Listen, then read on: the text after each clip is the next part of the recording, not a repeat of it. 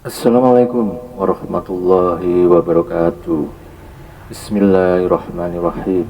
Rabbi sholli sodri wa yassirli amri wa luqdadani min lisani yafqahu qawli. Amal ba'd. Yang pertama-tama marilah kita memanjatkan puji dan syukur atas kehadirat Allah Subhanahu wa taala, yang mana pada kesempatan ini semua masyarakat dari Sabang sampai Merauke masih diberi kesehatan, kerahmatan, iman, Islam, dunia dan akhirat. Oke, untuk sahabatku kaum muslimin muslimat rahimakumullah,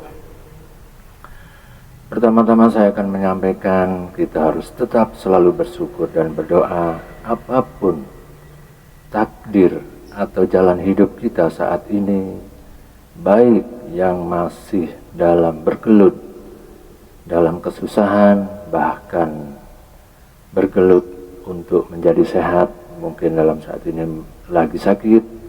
Semoga Anda selalu bersyukur dan tetap berprasangka baik kepada Allah Subhanahu wa taala, yang mana karena dengan ridhonya dan ujiannya itu pasti kelihatan di dunia ini seakan-akan kita merasa, atau batin kita atau nafsu kita merasa meronta dikala kita dikasih yang ujian yang namanya sakit atau bahkan hidup yang pas-pasan. Oke, dalam acara ini kita akan melanjutkan pengkajian Al-Quran, dan yang kita akan bahas untuk saat ini adalah surat Al-Baqarah dari ayat 1 sampai ayat 10. Nanti untuk penjabaran supaya lebih jelas dan gamblang. Semoga dalam kesempatan ini Allah memberi ridho dan memberi kelancaran dalam kita untuk membedah biar lebih jelas dan terang. Oke, untuk kaum muslimin muslimat rahimakumullah dimanapun Anda berada, intinya kita harus tetap sabar, mensyukuri, saling menghormati sesama muslim atau non muslim. Oke, di ayat yang pertama yaitu Alif Lam Mim. Alif Lam Mim ini hanya Allah yang tahu. Jadi cuma nggak ada artinya, cuma Alif Lam Mim. Dan di ayat kedua, Dalikal kitabul la raiba fil huda lil muttaqin. Kembali lagi mungkin. Dalikal kitabul la raiba fihi hudan lil muttaqin. Apa arti dari ayat yang kedua ini? Kitab Al-Quran ini tidak ada keraguan padanya, petunjuk bagi yang bertakwa. Oke sahabat kaum muslimin muslimat dimanapun Anda berada, jadi Allah menurunkan kitab Al-Quran ini tidak ada keraguan padanya, karena ini adalah kitab di akhir semua nabi-nabi. Jadi Allah kasih kitab yang paling the best, paling baik, paling mengikuti zaman. Karena apa? Karena Allah adalah pencipta alam semesta ini, juga manusia dan apapun yang ada di alam ini. Jadi Allah tentunya sudah tahu Dia akan mencetak kitab yang paling sempurna yang diberikan kepada baginda Nabi besar Muhammad SAW untuk diteruskan kepada kaum Hawa, Adam atau manusia, terutama yang beragama Islam. Tidak ada keraguan padanya, petunjuk bagi orang yang bertakwa. Jadi kitab Al-Quran ini diberikan kepada orang yang bertakwa dan meyakini. Dan tidak ada keraguan. Karena apa? Kalau kita tidak ragu dan percaya, yakin seyakin-yakinnya, itu cuma karena hidayah dari Allah Subhanahu wa ta'ala. Karena kalau tidak dengan hidayahnya, walaupun sudah diberi jelas di depan mata kebenaran, kita masih berpaling. Ini karena adalah hidayah dari Allah Subhanahu wa ta'ala. Dan di ayat ketiga, alladzina yu'minuna bil ghaibi wa yuqimuna sholata wa mimma razaqnahum yunfikun, yaitu mereka yang beriman kepada yang gaib, melaksanakan sholat dan menginfakkan sebagian rezekinya yang kami berikan kepada mereka. Jadi di ayat ketiga ini kita dituntut untuk percaya kepada hal yang gaib. Karena apa? Allah itu gaib. Rezeki itu gaib, kita tidak akan pernah tahu besok ini kita dapat rezeki atau tidak, mendapat mara bahaya atau tidak. Jadi kita diharuskan percaya sama hal yang gaib, karena itulah bagian dari iman. Kalau kita tidak percaya dengan gaib, berarti kita tidak mempunyai keimanan. Contohnya orang ateis, orang yang tidak percaya adanya Tuhan Allah Subhanahu wa Ta'ala. Dia mengandalkan cuma logika, di mana kita bekerja akan mendapatkan uang, benar, secara garis besar, secara logika. Tapi ada hal-hal yang kita tidak tahu, apakah kita dalam bekerja itu dapat berapa, atau banyak, atau barokah. Ini adalah hal yang gaib. Jadi di ayat kita ini kita diharuskan percaya kepada hal-hal yang gaib. Karena semua yang bersifat akidah, keimanan, itu berdasarkan dengan hal yang gaib. Contohnya kita didoktrin untuk percaya sama namanya surga dan neraka. Itu adalah hal-hal yang gaib. Kita tidak bisa melihat mana itu surga, mana neraka. Ini adalah kepercayaan hal yang gaib. Kita harus yakin seyakinnya. Tapi secara logika kita bisa melihat ya. Secara logika Allah sudah memberi contoh bagi orang-orang yang mau mengaji, mentelaah. Contohnya neraka, api ini sangat panas.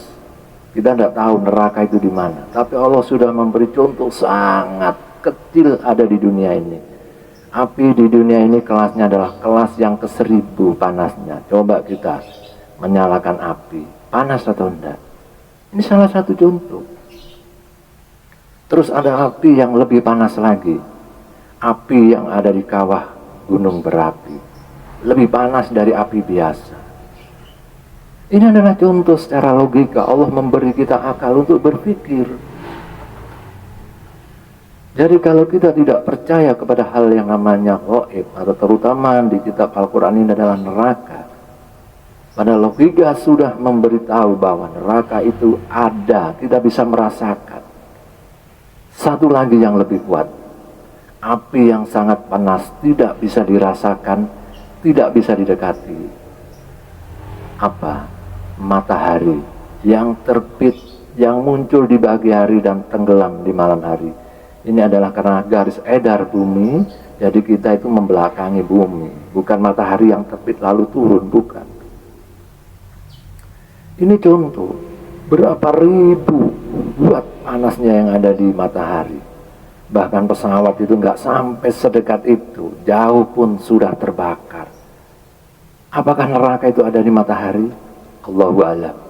Ini adalah contoh logika kita untuk berbicara, sahabat. Oke, dengan itu kita sudah berbicara ya, yang namanya gaib kita harus yakin, dengan logika kita sudah diberitahu.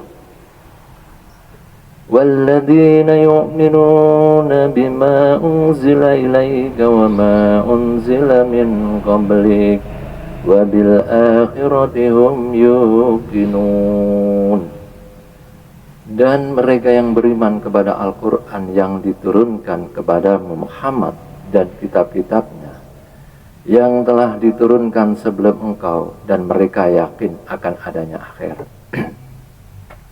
Karena Al-Quran ini memang diturunkan kepada Nabi akhirul zaman, baginda besar Nabi Muhammad SAW. Dan kitab-kitab sebelumnya itu adalah disempurnakan. Kitab Zabur, Taurat, Injil, ini disempurnakan di kitab yang terakhir yang diberikan kepada Nabi besar Muhammad SAW, yaitu kitab Al-Quran. Jadi ini kitab sudah disempurnakan, istilahnya diinjek, dan tidak akan ada lagi kitab Al-Quran setelah ini. Dan kita harus wajib percaya Dan kita harus meyakini yang namanya akhirat itu akan ada.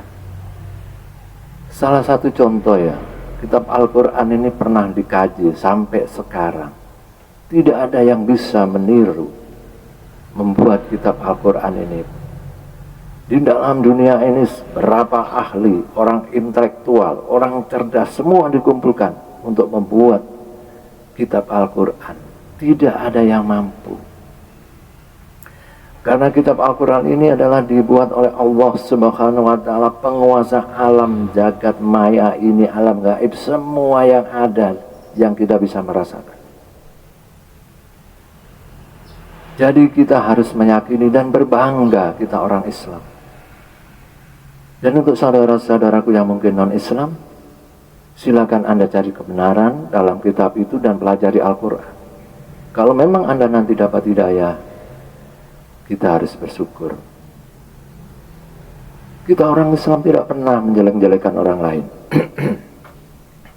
Agama-agama lain kita tidak pernah menjelek-jelekan. Itu adalah bagian warna dari kehidupan. Allah membuat warna seperti malam dan siang, putih dan hitam. Tapi nanti diberi hidayah, siapa yang akan masuk Islam diberi hidayah, kenikmatan, kemuliaan bagi siapa yang menjalankan Al-Quran hadis. Oke, untuk kaum muslimin muslimat rahimakumullah yang berbahagia, kita harus bangga dan sadar sebagai orang Islam. Kita harus mempelajari. Jangan sampai kita memperlebar perbedaan-perbedaan yang nantinya akan menjadi hati ini kita akan ternoda dengan tidak baik. Akan menjadi permusuhan dengan saudara-saudara kita sendiri. Perbedaan itu wajar. Ambil dari keperbedaan itu apa yang lebih dan apa yang kurang. Ini akan bisa lebih baik lagi. Untuk sahabatku kaum muslimin muslimat, di ayat kelima, ulaika lahum min rabbihim wa ulaika humul muflihun. Mereka lah yang mendapat petunjuk dari Tuhannya, dan mereka itulah orang-orang yang beruntung. Jadi orang yang dapat petunjuk kebenaran itu adalah orang-orang yang beruntung. Lalu pada diri kita bertanya, apakah kita sudah mendapat yang namanya petunjuk itu? Kita harus mengintrospeksi diri. Apa benar kita sudah dapat petunjuk? Tentunya kita yang bisa merasakan. Apakah kita sudah merasakan ibadah kita, toleransi kita, infak kita, loman kita, itu kita yang akan menilai. Kita menginfakkan harta, tidak perlu kita yang sudah menjadi kaya baru infak. 1000 kita ikhlas, 100 juta kita tidak ikhlas, masih lebih baik 1000 yang ikhlas. Jadi kita menginfakkan, bersodako, sesuaikan kemampuan kita. Memang kalau kita diberi oleh Allah menjadi orang yang biasa dan yang mempunyai di kekuatan harta yang besar, rezeki yang berlimpah, infaklah yang besar. Bangunlah yayasan-yayasan, pendidikan-pendidikan Islam supaya berkembang dengan siarnya. Dan Anda nanti akan mendapatkan yang itu namanya pahala dan karunia dan ridho dari Allah Subhanahu wa Ta'ala. Jadi untuk mensedekahkan atau menginfakkan atau beramal sesuaikan dengan kemampuan. Gak apa-apa orang lain menyumbang 10 juta, kita 5.000, gak apa-apa. Allah itu maha tahu. Karena kita hidup di dunia ini adalah ada yang kaya dan miskin, ada yang terlalu kaya dan ada yang terlalu miskin. Itu adalah warna dari kehidupan yang Allah ciptakan di dunia ini. Innal ladzina kafaru sawa'un 'alaihim a'andartahu an lam tunzirhum la yu'minun. Sesungguhnya orang-orang kafir sama saja bagi mereka. Engkau Muhammad beri peringatan atau tidak engkau beri peringatan, mereka tidak akan beriman. Apa makna dari ayat ini? Orang kafir kalau sudah dibutakan dengan ilmu, hatinya sudah dibatukan oleh Allah Subhanahu wa Ta'ala. Diberi peringatan ataupun diberi apapun untuk tujuan kebaikan, dia sudah membatu. Dia tidak akan bisa mencair. Karena apa? Karena Allah sudah mentakdirkan. Jadi jalan-jalan orang yang tidak beriman dan jalan-jalan orang yang beriman. Lalu sikap kita bagaimana sebagai seorang ulama atau seorang dai? Kita jangan bosan memberi nasihat kebaikan kepada siapapun. Kepada orang Islam itu sendiri, kepada al-kafirun, kepada orang-orang di non-Islam, kita jangan pernah bosan. Perkara nanti dia dapat hidayah, mengerti itu hanya urusan Allah. Kita cuma berusaha.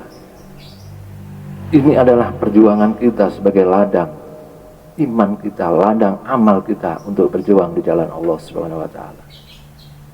Jadi kita nggak usah setelah kita memberi nasihat nggak digubris atau nggak dimengerti, nggak dituruti, kita nggak usah berputus asa. 1 kali, 2 kali, bahkan terserah Anda sampai berapa kali pun. Tapi satu Anda harus ingat, hidayah itu hanya diberikan kepada orang-orang yang disayang oleh Allah Subhanahu wa Ta'ala. Dan batu yang keras, orang yang tidak bisa menerima kebenaran, itu adalah orang-orang yang dilaknat oleh Allah Subhanahu wa Ta'ala. Sahabat-sahabatku, jadi kita harus bersyukur, dan bersyukur kita menjadi orang Muslim. Insya Allah kita adalah bisa bermanfaat pada diri kita dan orang lain. Khadamallahu ala qulubihim wa ala sam'ihim wa ala basarihim gisawata wa lahum adabun azim.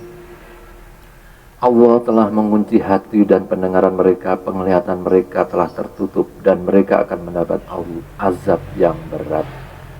Jadi Allah sudah menakdirkan orang kafir itu adalah hati yang tertutup, tidak menerima kebenaran. Dia selalu memusuhi orang Islam dan memusuhi kebaikan. Dan orang-orang yang seperti itu akan diazab dengan pedih oleh Allah Subhanahu wa Ta'ala. Wa minan nasi man yaqulu amanna billahi wa bil yawmil akhir wa ma hum bil mu'minin.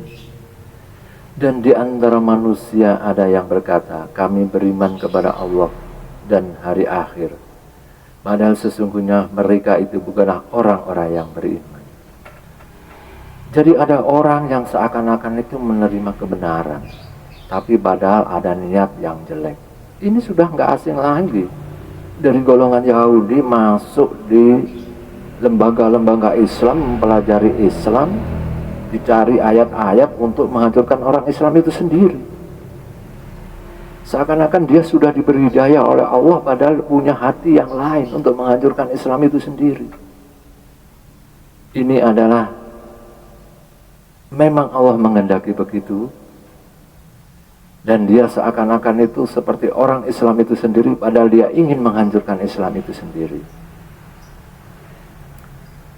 Jadi kita jangan bingung kalau ada orang itu. Kalau memang nanti di ujungnya dia tahu, kelihatan ingin menghancurkan Islam, ya kita sebagai orang Islam harus membentengi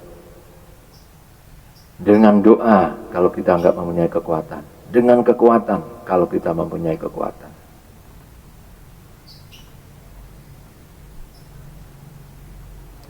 Wa minan nasi man yaqulu amanna billahi wa bil yawmil akhir wa ma hum bimu'minin.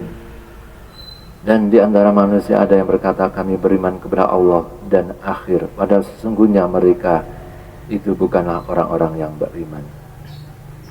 Yukhadi'una Allah walladzina amanu wa ma yakhda'una illa anfusahum wa ma yash'urun. Mereka menipu Allah dan orang-orang yang beriman, padahal mereka hanyalah menipu diri sendiri tanpa mereka sadari. Jadi itu seakan-akan dia itu beriman kepada Allah, padahal itu adalah menipu dirinya sendiri. Dia akan menyesal nanti di hari pembalasan. Dia seakan-akan berkata benar, padahal tujuannya adalah bukan itu. Tujuannya mungkin untuk riak bisa, untuk menghancurkan Islam itu sendiri juga bisa.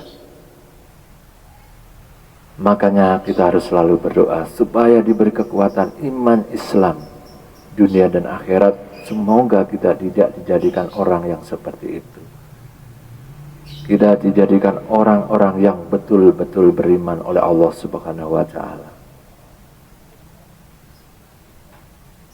Fi qulubihim maradun wa zadahumullahu maradun wa lahum 'adzabun alim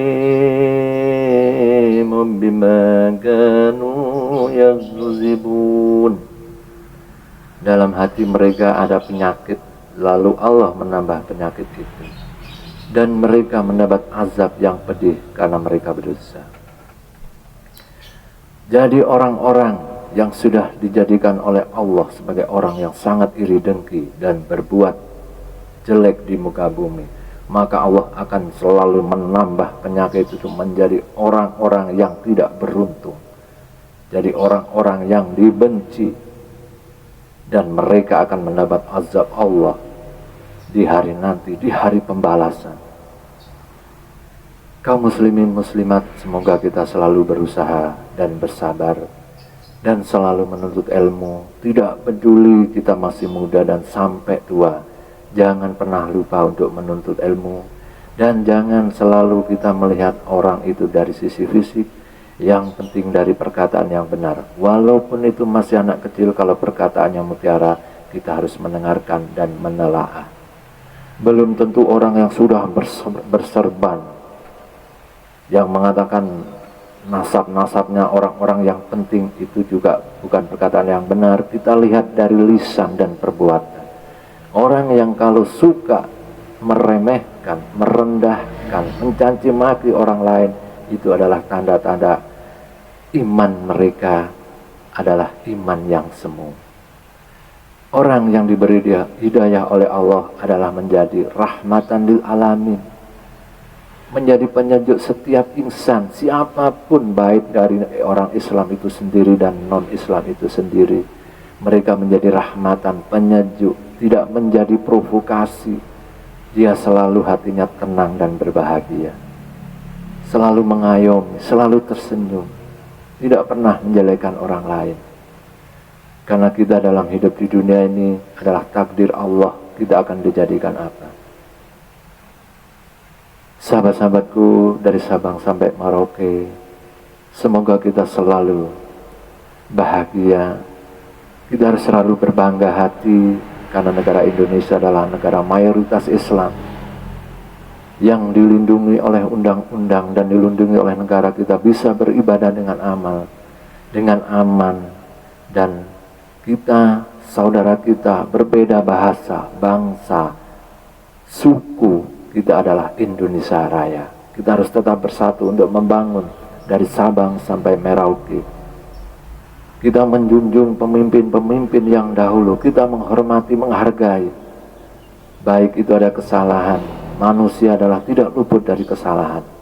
Dan sekarang di era ini, di era Indonesia maju, kita dipimpin oleh seorang yang menguasai di bidang apapun, yaitu Bapak Prabowo Subianto dan Gibran Raka Buming Raka. Semoga beliau menjadi amanah, menjadi pimpinan di negara Indonesia yang besar ini. Oke, akhirul kalam. Wassalamualaikum warahmatullahi wabarakatuh.